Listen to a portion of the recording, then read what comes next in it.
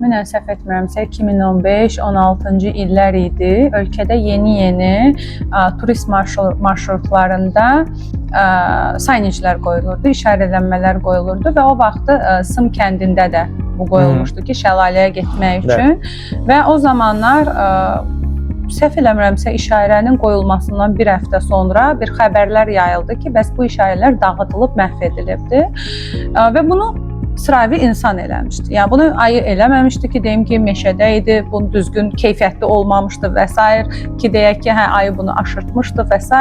ya da heyvan tərəfindən edilməmişdi. Bunu insan məhv eləmişdi. Ümumiyyətlə birində ümumiyyətlə istiqaməti dəyişmişdi. Məsəl üçün, ox göstərir bu tərəfə, insan onu əyib bu tərəfə istiqamətləndirilmişdi.